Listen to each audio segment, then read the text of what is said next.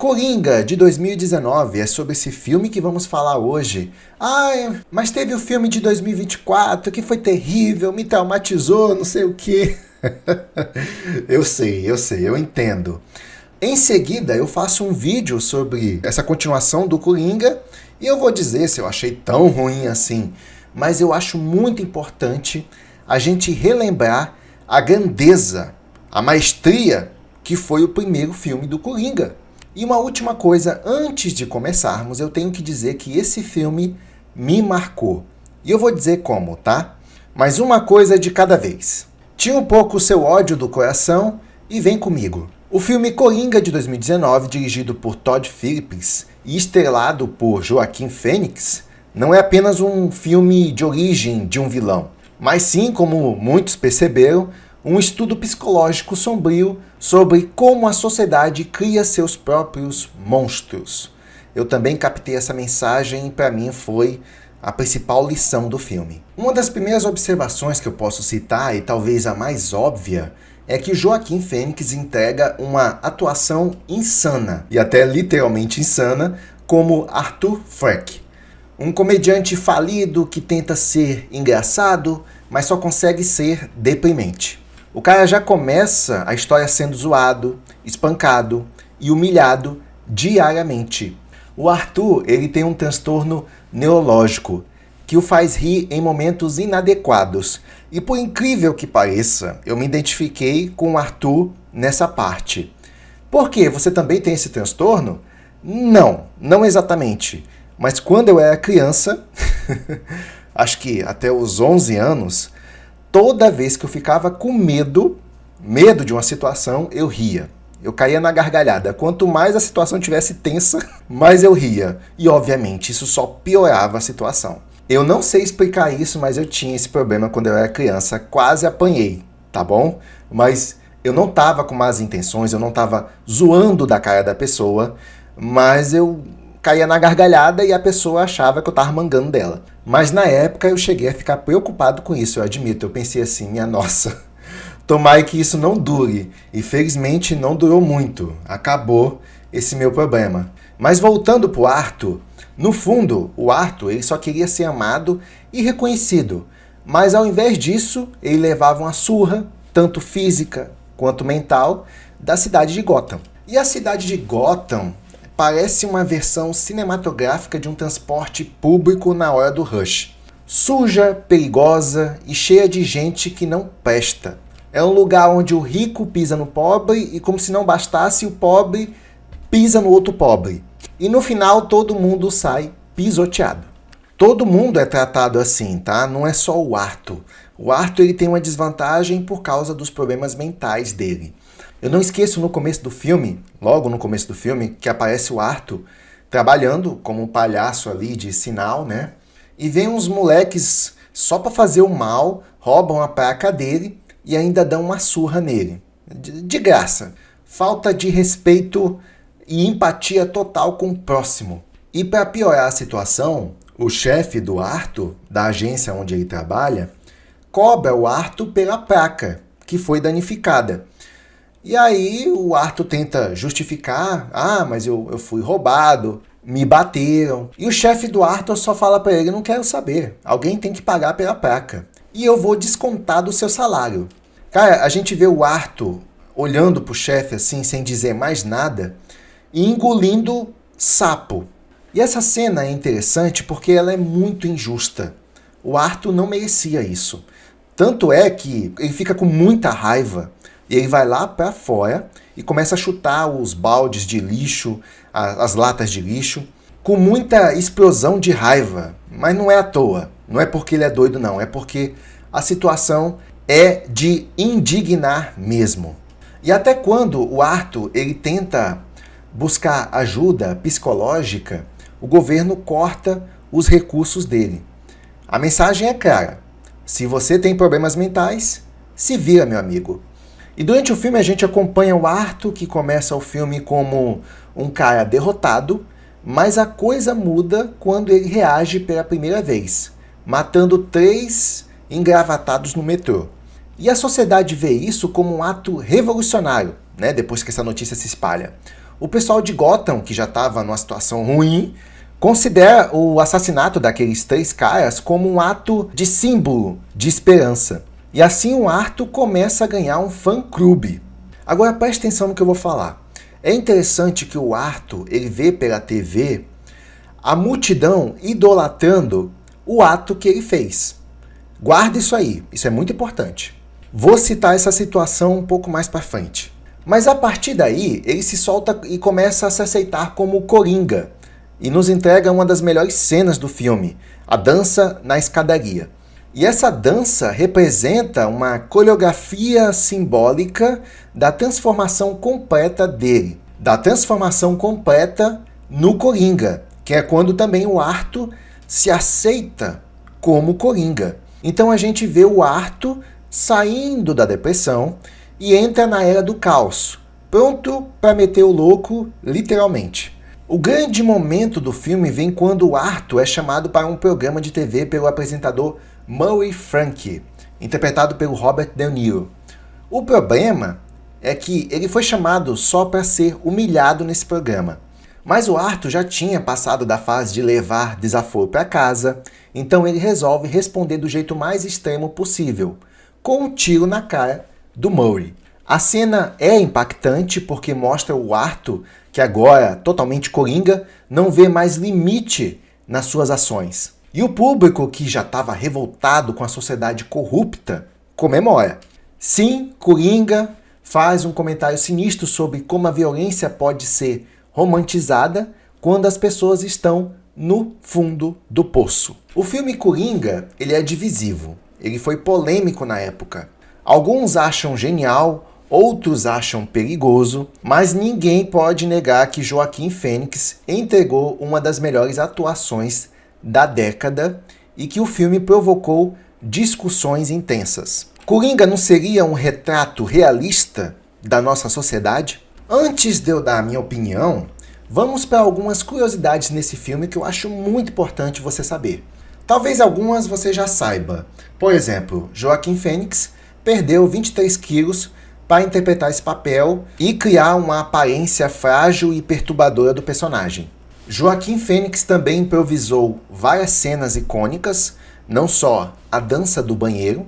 O orçamento do filme foi de 55 milhões de dólares, mas teve um arrecadamento de mais de 1 bilhão de dólares, sendo o primeiro filme mais de 18 anos a alcançar essa marca. E se você estava pensando que o primeiro filme a alcançar essa marca foi Deadpool, não foi não, foi o Coringa, tá? Mas Deadpool 2 foi o segundo filme maior de 18 anos a alcançar essa marca.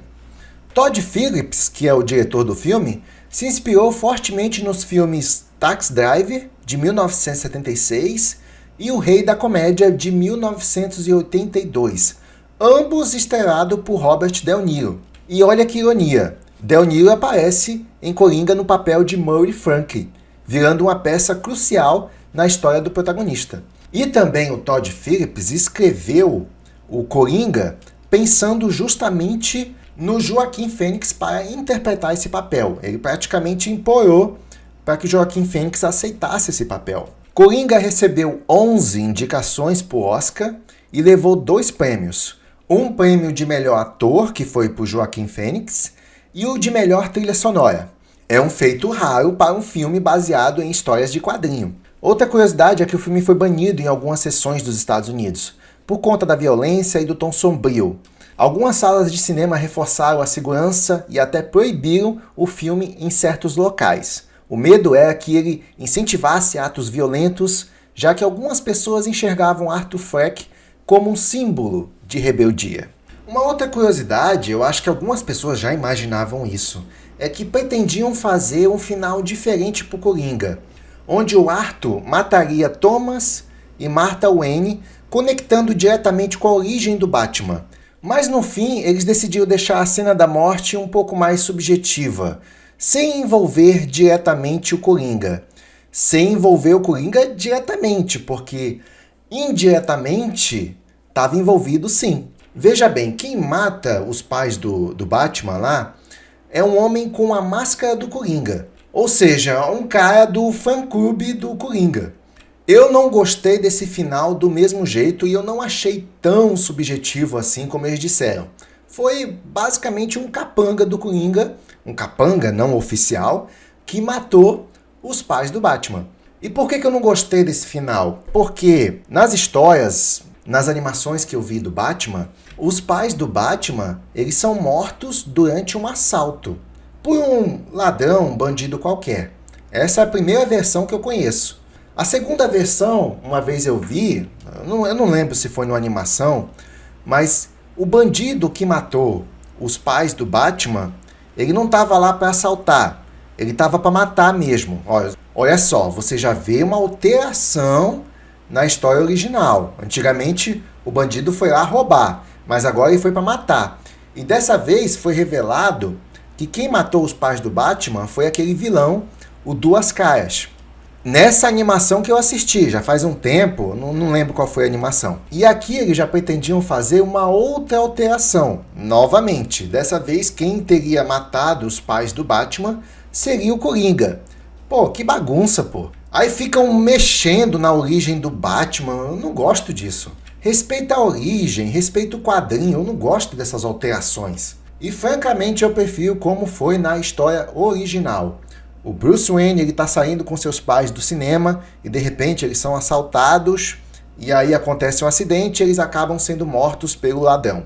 Eu acho essa versão mais simbólica e foi por isso que o Batman se tornou o Batman, para reduzir a violência daquela cidade. Um Coringa foi um vilão que ele encontrou depois, muito depois de se tornar o Batman. Uma última curiosidade é que a famosa escadaria onde Arthur dança virou um ponto turístico em Nova York.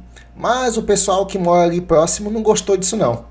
Até porque os turistas vão lá e começam a fazer a mesma cena que o Coringa fez no filme. O que deve ser um pouco chato. Imagina que você está atravessando a escada e aí você topa com um doido que está lá dançando, te atrapalhando a passar. E agora vamos falar das lições desse filme, que eu acredito que é o ponto forte dele. A primeira lição é sobre a importância da saúde mental. O Arthur começa o filme já enfrentando problemas mentais e em vez de receber ajuda, ele é ignorado. A cidade de Gotham corta os recursos para tratamentos, deixando ele completamente desamparado. Isso mostra como a negligência de saúde mental pode levar a consequências extremas. Agora, para a próxima lição, lembra que eu falei para você guardar aquela informação lá? Quando o Arthur ele mata aqueles 3 caras no metrô, aí ele acompanha as notícias do ato que ele fez e ele começa a sorrir, ele começa a achar bacana porque as pessoas estão admirando o ato que ele fez, de ter matado aqueles 3 caras, certo? Pois é, a próxima lição é justamente essa, a busca por aceitação. Arthur queria ser comediante no início, sonhava em ser amado e reconhecido como comediante. Mas quando ele percebe que só recebe atenção através do caos, ele abraça essa identidade, criando o tal do Coringa. E isso também reflete muito como as pessoas hoje em dia buscam reconhecimento a qualquer custo, até de formas destrutivas. Cara, não, essa lição pra mim, ela é top, assim, porque eu enxergo a sociedade dessa forma. Pelo menos o Brasil é dessa forma. Sabe aquela expressão que a gente diz quando se depara com uma casa bonita? Aí, essa expressão era muito usada antigamente. Um pobre passava em frente a uma casa bonita, um casarão, e aí ele comentava, deve estar roubando. Olha, isso não é só uma expressão, é real, tá? É real. 90% dos ricos que eu conheço ficaram ricos de forma ilegal, praticando atos ilegais, seja no negócio em si, seja na exploração de funcionários, e até mesmo dentro de grandes empresas que eu trabalhei, você só subia de cargo se você fosse um canalha, tá? Pelo menos o Brasil é um país que recompensa muito os canalhas. Bom, pode pesquisar aí, pelo menos no meu círculo eu não conheço nenhuma pessoa rica, conheci bastante já, que não tenha enriquecido de uma maneira ilegal. E quanto mais rico você é no nosso país, mais atos ilegais você pode praticar. Qualquer coisa, se der algo errado, é só você pagar um bom advogado. E só quem é rico tem condições de pagar um advogado. Por isso, se você é pobre e quer entrar numa briga judicial com o rico, pode esquecer, meu amigo, você vai perder. O rico tem dinheiro para contratar o advogado, você não. E não sou eu que estou falando exatamente isso. Isso foi um argumento que eu vi da experiência de próprios policiais, explicando como é que funciona o sistema jurídico no nosso país. A outra lição do filme é que a violência nunca é a solução. Eu sei, o filme mostra justamente o contrário. Arthur, ele se torna um símbolo de revolta porque mata pessoas ricas e arrogantes. Mas isso não significa que a violência seja um caminho válido. O filme não justifica os atos dele, apenas mostra como ele chegou até aquele ponto. Por isso, meu amigo, não vai assistir o filme e achar que a violência é o caminho, tá? Não é essa a mensagem do filme. Você só vai interpretar essa mensagem se você for um idiota. Não esqueça que o Coringa, ele é um genocida, tá bom? Ele mata sem necessariamente diferenciar uma pessoa boa de uma má. Mas eu também não estou justificando a morte. Não é isso, não é esse o assunto aqui. A próxima lição é a máscara que todos usamos. Antes de se tornar o Coringa, Arthur fingia ser feliz, forçava um sorriso e tentava se encaixar. Isso representa como muita gente esconde seus problemas atrás de uma máscara social. A lição em torno dessa questão é que não tenha medo de ser autêntico e buscar ajuda quando precisar. Fingir felicidade só adia o problema. E nessa parte de usar uma máscara, eu também me identifiquei bastante com isso. Primeiramente porque eu acredito que é porque eu sou autista, e autista, ele costuma fazer isso, sorrir em situações que não são tão engraçadas assim, só para mostrar uma espécie de empatia ou simpatia para com as pessoas ao redor. Sabe aquele sorriso que você quer fazer só para agradar o outro? Ou então, entre outras expressões que você faz só para poder criar uma conexão? Pois é, para uma pessoa autista, isso até que é comum. Eu acredito que um autista vai se identificar com isso. E, na verdade, eu gosto de ficar mais sozinho. Dificilmente eu gosto de sair em grupo. E eu também tenho uma questão chamada do hiperfoco. Eu gosto de focar apenas em uma pessoa, quando já tem um grupo de pessoas. Eu ali fico meio perdido, entendeu?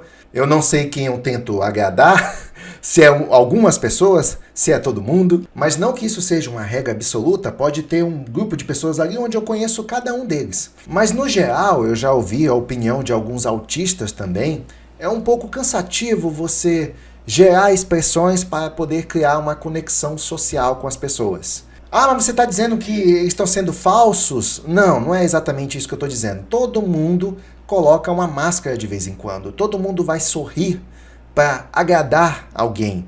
A propósito, você sabia que 90% das vezes que a gente sorri é só para agradar uma pessoa? 90% das vezes.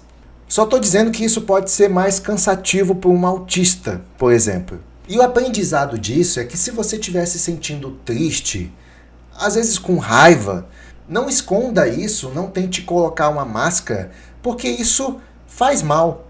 Eu mesmo já me atentei para isso, é uma coisa que eu já trabalhei. Inclusive, se eu não gosto de uma pessoa, se eu não vou com a cara dela, eu não cumprimento ela, pronto, acabou. É claro que isso depende do nível de raiva, mas eu não fico escondendo mais, ocultando os meus sentimentos, não.